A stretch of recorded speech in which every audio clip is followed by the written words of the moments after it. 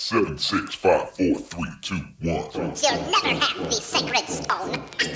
Oh, this you crazy mother.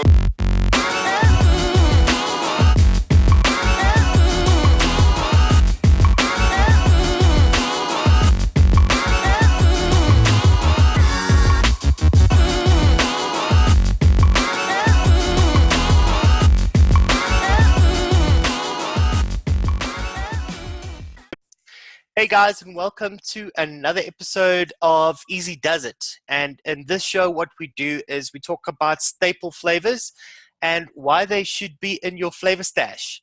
We also talk about the applications you can use them for and any subs right at the end for this concentrate. Okay, so we're going to be talking today about Inawera Custard. Now, you might, if you don't know, Richard got burgled last week, and that's why we've got Rudi on the show. But also, really coincidentally, Rudi is a big fanboy of Inawera Custard, right? So it's very apt to have him here talking about it. But let's just go into a little bit of the details for Inawera Custard. So I've looked online on ELR, and the suggestions here for Inawera Custard is 2% on ELR as part of a mix, and as a single flavor, 2.6%. It's used on ELR in 5,688 recipes, which is not that much. I mean, I haven't compared it. I should actually compare it with its rival.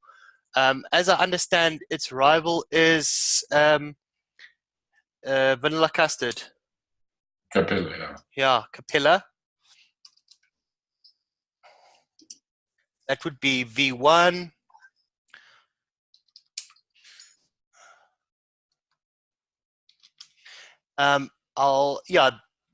Its rival V1 is used in 203,000, right? And vanilla custard V2 is used in 46,000. So how new is this custard? Is it fairly new? I don't think it's new. I think it's just one of the elements at play is probably its availability in the various markets around the world. So Capella would be available everywhere. South Africa, Europe, the States, everywhere. I mean, it's just easily obtainable. Inawera still has a little bit of a stigma of being a funny, weird brand where they have these funny and peculiar rhubarbs and funny ingredients, and I think it's less readily available than Capella. That probably drives its use in terms of Capella now. So it's easily available. It's cheaper. It's probably a third or so cheaper than Inawera, which could be a factor here. Yeah, and then those percentage recommendations, how would you comment on that? So 2% as a median, as part of a mix, and as a single flavor, 2.6. Yeah, I can't really see anybody using it as a single flavor, just straight up 3%. Definitely as part of a mix and as part of the main body of a mix. 3% sounds about right. The ratio between that and a Capella is probably about 4-1. So if a recipe calls for 8% custard, Capella, you would use about 3%, 2.5 to 3% in Inawera.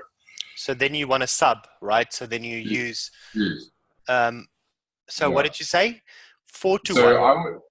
So 4-1. So if a recipe calls for, let's say, 8% Capella custard or 6% Capella custard, you would use 2% in Inawera. Gotcha. It gives you the same and better flavor to me. So it's a similar but different animal. I find Inawera's custard to be much smoother and lighter with a brighter vanilla note to it. It doesn't have a very dark, overpowering vanilla, and the eggy notes aren't as prominent. So it's a light, almost flan or brulee-like baked custard note to it. So when you have custard on a piece of cake, it is usually a thick, heavy, dense custard. And Inawera is not that. It is more of a lighter, more delicate flavor.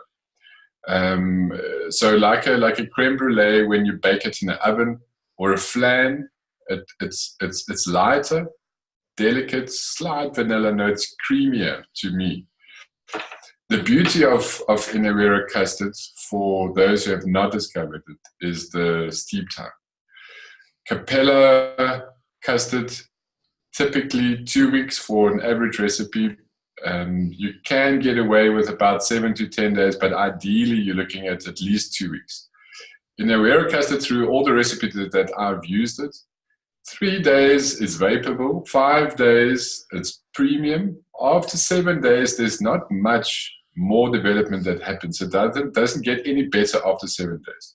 So I would say 5 days and she's ready to go. The recipes that's available all mention the same short steeping period, and what wizardry they use, I have no idea, but it works beautifully. For the impatient mixer, there's a couple of recipes that gives you that instant custard vibe within 3 days. One of note, which is the simplest custard recipe you'll find, is by edible malfunction on all the flavors. It uses 3 ingredients to create a custard. So it's called custard now because it's for the impatient custard mixer. Mm-hmm. It uses Inawera custard at very low 1.5%, Madagascar Vanilla Classic by Flavor Arts at 1%, and then 3% New York Cheesecake. That's it. 3 ingredients, mix up 3 days, and you've got a beautiful thick custard. The New York Cheesecake detracts slightly from the essence of the custard, but it adds that full-bodied creaminess to it. So it's an easy, full shake and bake, literally 3 days, and you're on your way. Very simple to make, common ingredients, Madagascar Vanilla Classic, New York Cheesecake, and Inawera Custard. No subs there. You can perhaps sub the Madagascar Vanilla Classic with another vanilla. It won't affect the taste too much, but a simple recipe. For my first encounter with Inawera Custard was through Creme du Orange by Goldfish, the same guy with the Simply Cannoli recipe. And he used this as part of his 2016 World Mixers competition. The recipe did very well and uses 3 ingredients. So I mixed the original recipe and it's very good, but I thought it could be improved. So I subbed the vanilla custard, which he uses in there, at 3.5% with 2% Inawera custard, and then 3% creme brulee Inawera, and the flavor West Blood Orange at 2%.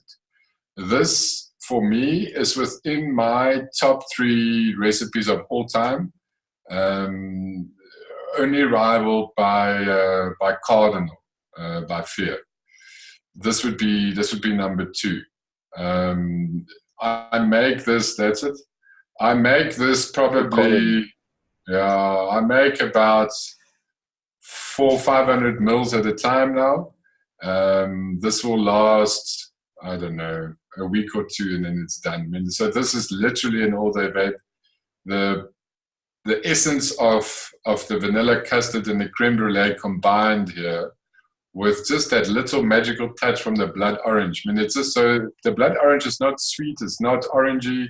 It's a mix. It's a beautiful bitter orange taste, and it's not overpoweringly sweet at all. It is smooth and delicate. So the vanilla custard originally used here, I think, is just enhanced by the Inawera vanilla custard at 2%. Sorry, just plain custard at 2%. Next recipe that is for a beginner, and it's been my custard stone for a good 1.5 years now, was released by Tutel about 6 months ago, beginning of the year. And he uses the 3-to-1 principle, so using a 3%, a 2%, and a 1% ingredient to create a recipe. And in this instance, it's sort of a custard stone. So the star of the show is Inawera Custard at 3%.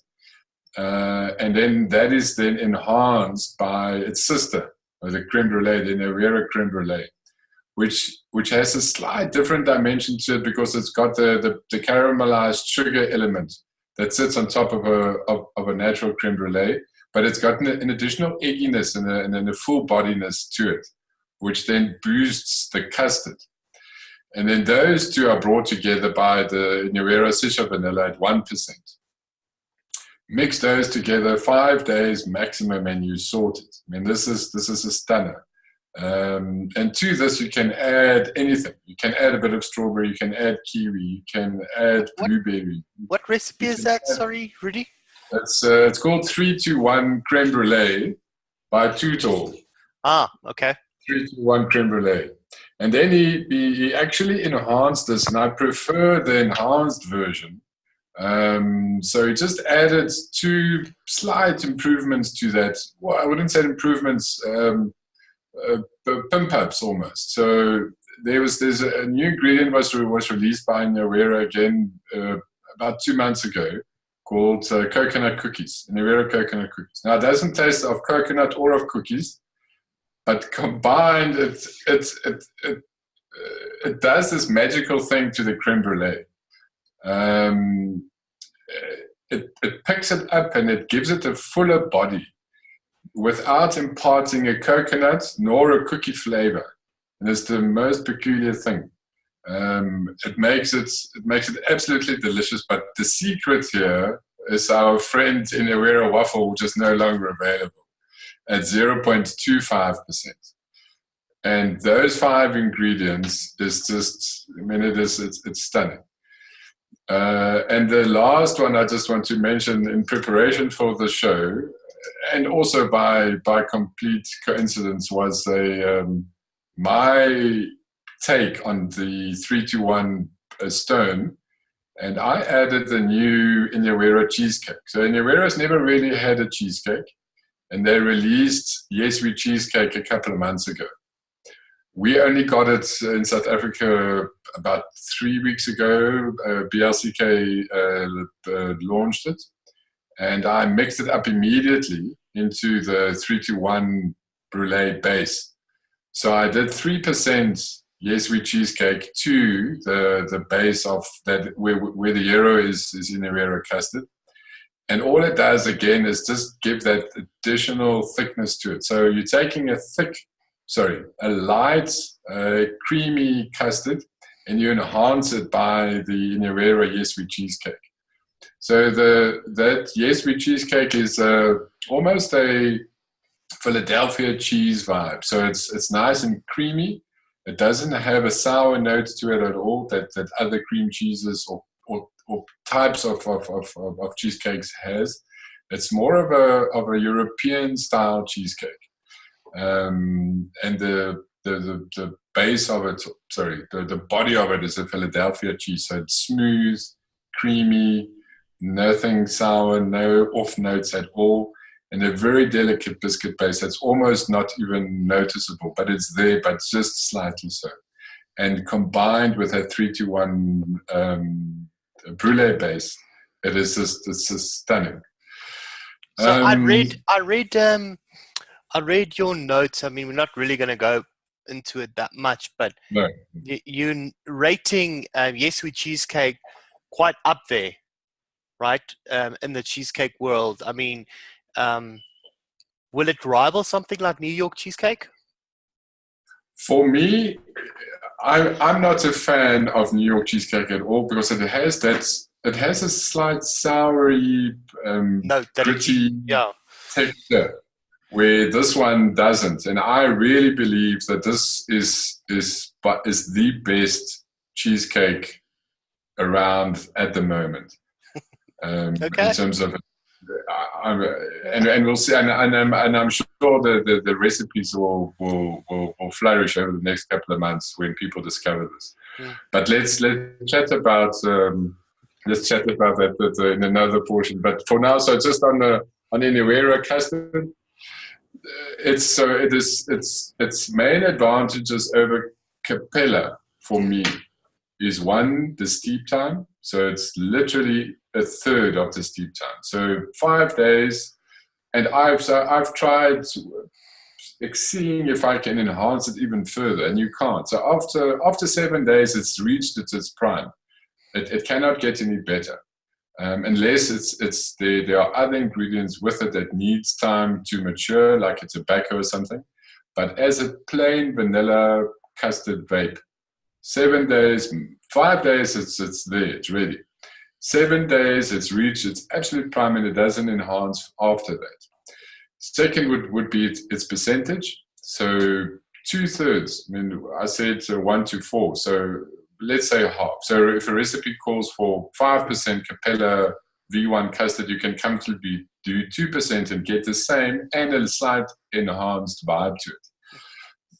So the steep time, and then the flavor. So it's more delicate, and it has a smoother taste to me. It has more uses, and it doesn't overpower when mixed with others. When you get a commercial juice, or somebody gives you something to taste that is a custard, you can immediately pick up vanilla. So Capella's vanilla custard, it has a very distinctive, beautiful vanilla taste to it, but it's a thicker, more dense custard. Whereas this is far more delicate, and it forms the foundation for other ingredients to shine.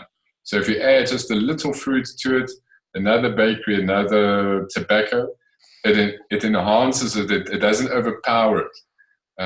So I mean, it's a phenomenal thing. I'm a self-confessed Inawera Custard whore. I mean, I gave up on 10 more bottles long ago. I mean, I buy the bigger the better, and use it in everything.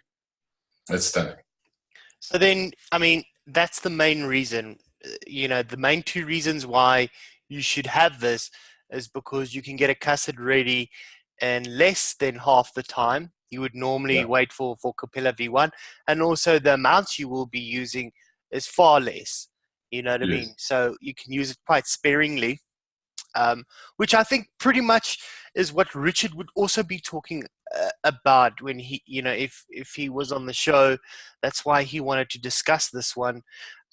Is there any other uses for this, for instance, in a bakery, like thickening it up, or in a milkshake to thicken it up? Anything like that, Rudi? 100%. It can do all of that. The disadvantage, its advantage is also its disadvantage, is in that in a complex recipe, it's going to get lost. If you're going to put it in a milkshake, I would rather stick with a Capella. It can do it, but because it is light and creamy and slight vanilla, I think other guys will push it around a bit, and it might lose its effect. I wouldn't waste it, so to speak, in a more complex recipe. It can add a little bit of denseness and thickness to a more linear, fruity vape. It can add a little bit of body. But I would rather use an alternative product like Bavarian cream or something to add a bit of body that can hold up to a fruit. Probably better suited to bakeries and to tobaccos, and just a plain vanilla custard or creme brulee application. Okay. And then finally, if a recipe calls for this, I mean, you spoke about it now in relation to Capella V1. What else comes close? What else would you sub this with? There's not much, but I mean, the only other thing, Flavora is a beautiful custard. I would probably put it third on the list of subs. So in a custard, my top rated would be Inawera by far. Second would be Custard Premium by Flavor Arts as a sub. So Custard Premium as opposed to the regular custard. So this was also released at the beginning of this year, the end of last year, I take it. That's a beautiful sub for this. So it's a very similar profile. They're both light vanilla-y, not thick and heavy at all. And then the Flavora custard. But as in a recipe, first choice FA Custard Premium. As a sub, a little bit higher. So if it calls for the typical 3%, I would do 4% in of the Custard Premium. And if it says 3% Inawera Custard, excuse me, and if I only got Capella, at least 6 or 7% for the same effect. Gotcha. All right, so yeah, pretty much myself and Deetz getting schooled on why we should be using Inawera Custard in this whole episode. Add it to the shopping list. It's just piling up right now. I think we need to cut this down. I'm just going to spend too much now. Yeah, that pretty much sums up everything that we wanted to discuss in this show, unless you guys have anything else to add. I've got one more recipe that I want to throw in here. Yes, go for it. It's a quick one. There's something called Kiwana Custard, which uses Inawera products beautifully. It is the most peculiar taste, but it is so addictive. You cannot put it down because it's almost like the Hawaiian recipe we spoke about in the previous episode with the guanabana. So this has these magical ingredients in there, and it's amenia, apricot, banana cream, and kiwi combined in a custard, and the euro there is the Inawera custard. It's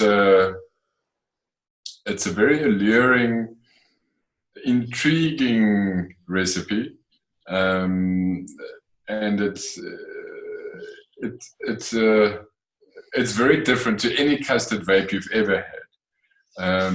So he adds a little bit of cream fraiche to it, just to boost and to lighten the overall mix, because you've got the apricot and the kiwi and the banana fighting with each other. So the cream and the custard blends them all together, and you get this magical mix of three ingredients or three fruits that you would ordinarily not combine in a cream, and this one just sets it off. So this is for more of an advanced mixer. Wana Custard, stunning. Definitely add it to your list if you want to explore Inawera Custard in its complexities a bit more. Cool. And that's it. Thank you very much, Rudi. Thank you for hopping in this episode. Guys, if you have any questions for Rudi on Inawera Custard, please leave them below. I'll personally ask Rudi to go and comment and feedback on it. But, a lot of information in one episode. So thank you very much. And let us know what you think about the show. Cheers, guys. Okay. Cheers. Bye.